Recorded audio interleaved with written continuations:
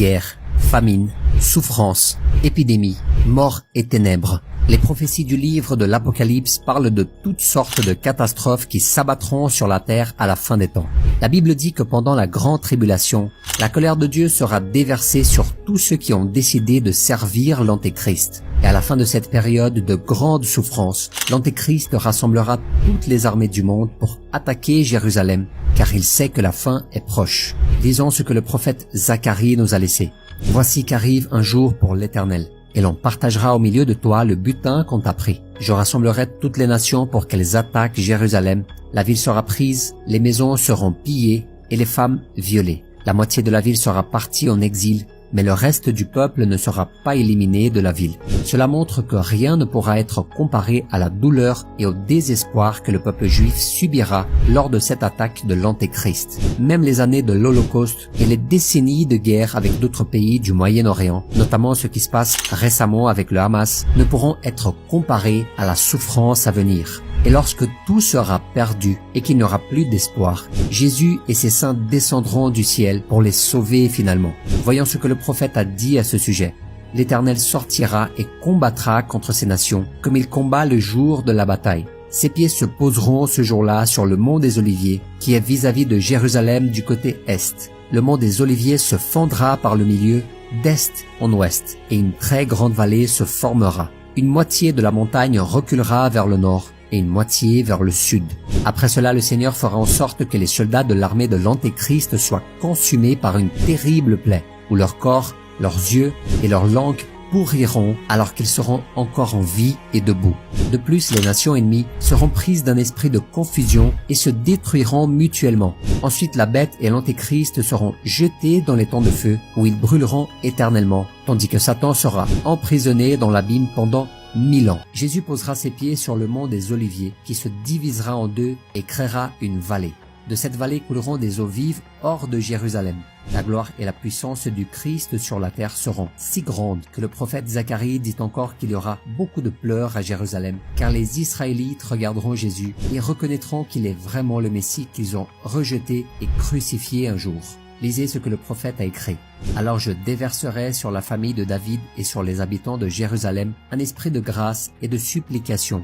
Ils tourneront les regards vers moi, celui qu'ils ont transpercé. Ils pleureront amèrement sur lui comme on pleure sur un premier-né. Ce jour-là, le deuil sera grand à Jérusalem, comme le deuil d'Adad-Rémon dans la vallée de Megiddo. Ensuite, la Bible dit qu'il y aura un grand deuil dans cette ville, et le peuple d'Israël verra que même après l'avoir rejeté et persécuté, le Fils de Dieu, le Seigneur, aura encore une grande miséricorde pour lui, et montrera qu'il veut le sauver. Il n'y aura plus de mystère ni de doute. La lumière de la vérité brillera sur toute la terre, et tous adoreront le Christ. Cela marquera le début d'une période glorieuse appelée le Millénium. Le Seigneur fera de Jérusalem la capitale du monde et la placera au-dessus des collines. Et les membres de l'Église du Christ qui ont été enlevés le jour où l'accord de paix proposé par l'Antéchrist a été signé reviendront avec Jésus et recevront l'autorité pour juger et gouverner avec justice, car ils ont été éprouvés et purifiés par le feu de la même manière que Jésus l'a été. Voici ce qui est écrit.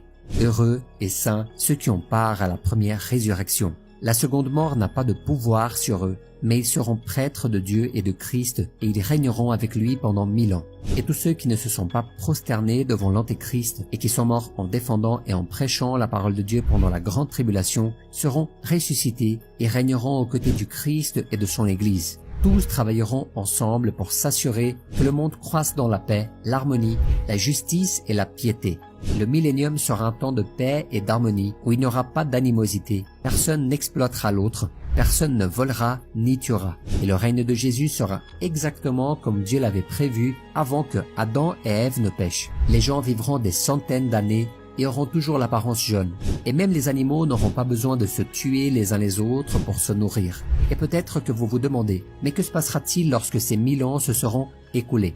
Eh bien que le millénium soit une période de paix et de justice sur la terre, ce n'est pas le but final de Dieu pour sa création. Satan a été enchaîné, mais il n'a pas encore été détruit. Alors l'ennemi sera relâché de ses chaînes pour une courte période et fera de son mieux pour tromper les nations. Des millions le suivront et il formera une puissante armée pour attaquer une fois de plus Jérusalem. Mais la fin de Satan arrivera à ce moment. Dieu enverra le feu du ciel et le vaincra avec son armée. Le diable sera enfin jeté dans les temps de feu et de soufre où se trouvent la bête et l'antéchrist, et ils seront tourmentés pour l'éternité. Ensuite commencera l'acte final de Dieu sur cette terre, de jugement final. L'apôtre Jean a une vision à ce moment. Je vis alors un grand trône blanc et celui qui y était assis. La terre et le ciel s'enfuirent loin de lui, et l'on ne trouva plus de place pour eux. Je vis les morts, les grands et les petits, debout, devant le trône. Des livres furent ouverts. Un autre livre fut aussi ouvert, le livre de la vie. Les morts furent jugés conformément à leurs œuvres, d'après ce qui était écrit dans ces livres. La mer rendit les morts qu'elle contenait. La mort et le séjour des morts rendirent aussi leurs morts, et chacun fut jugé conformément à sa manière d'agir. Puis la mort et le séjour des morts furent jetés dans les temps de feu. Les temps de feu, c'est la seconde mort. Tous ceux qui ne furent pas trouvés inscrits dans le livre de la vie furent jetés dans les temps de feu. C'est merveilleux d'imaginer que le millénium sera un temps de paix, de justice et de joie, où les larmes et la tristesse n'existeront plus. Mais les plus heureux de cette période seront les membres de l'Église du Christ. Ils recevront la plus grande récompense parce qu'ils ont fait le plus grand sacrifice, celui de donner leur vie à Jésus et de vivre uniquement pour lui. Alors mon frère, décidez aujourd'hui de faire partie de cela. Ne permettez pas au péché et aux choses que le monde vous offre de prendre la place du Seigneur dans votre cœur. Je vous garantis que si vous choisissez de suivre Jésus aujourd'hui, vous serez choisi pour régner avec lui à l'avenir. Et pour conclure, mes frères et mes sœurs, je voudrais prier avec vous en ce moment. Vous qui avez déjà entendu ces messages, ou vous qui êtes même allés à l'église, vous avez entendu la parole de Dieu à plusieurs reprises, mais vous n'avez pas encore décidé de donner votre vie à Jésus. Aujourd'hui, c'est l'opportunité que Dieu vous donne. Mon frère, la vie est si courte, le temps passe si vite, mais la promesse du Seigneur est que si vous décidez de suivre Jésus aujourd'hui, vous régnerez avec lui pour toute l'éternité. Ce sera la vie éternelle. Et la Bible dit que la joie n'aura pas de fin. Alors mon frère et ma sœur, si tu peux, ferme tes yeux et prie avec moi. Donne ton cœur au Seigneur. Seigneur mon Dieu et mon Père, je mets devant toi la vie de ces personnes. Mon Père, tu as déjà touché leur cœur en ce moment. Tu leur as déjà parlé et le moment est venu pour eux de donner leur vie à Jésus. Mon Dieu, ils vont maintenant confesser de leur bouche que Jésus est le Seigneur et le Sauveur de leur vie. Mon Père, reçois chacune de ces personnes qui crient à toi maintenant et qui demandent à Jésus d'entrer dans leur cœur. Tout comme tu as changé ma vie radicalement, change la vie de ces personnes, mon Père. Ceux qui ont la vie complètement désordonnée, absolument tourmentée, rien ne va parce qu'ils ont suivi d'autres chemins jusqu'à présent. Ils ont servi l'ennemi, mais à partir de maintenant, ils seront du côté du vainqueur.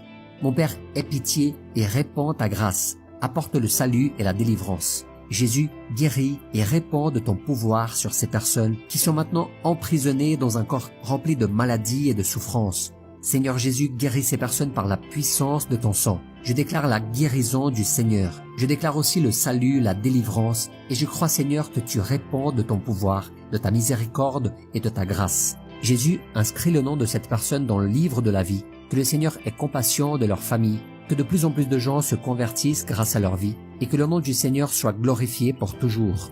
Jésus, entre dans cette maison, entre dans cette famille, change cette histoire. Enlève toute malédiction, car ta parole dit qu'il n'y a plus de condamnation pour ceux qui sont en Christ.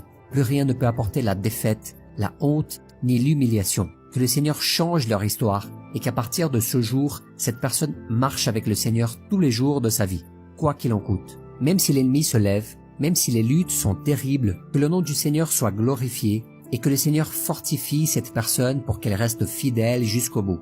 Au nom de Jésus, je prie et je te remercie, Seigneur. Amen.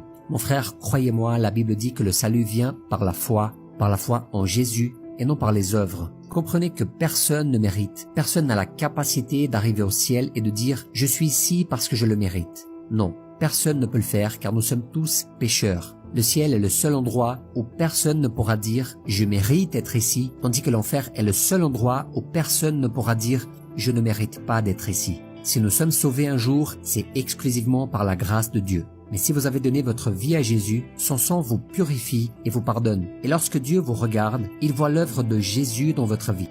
Amen. Gloire à Dieu.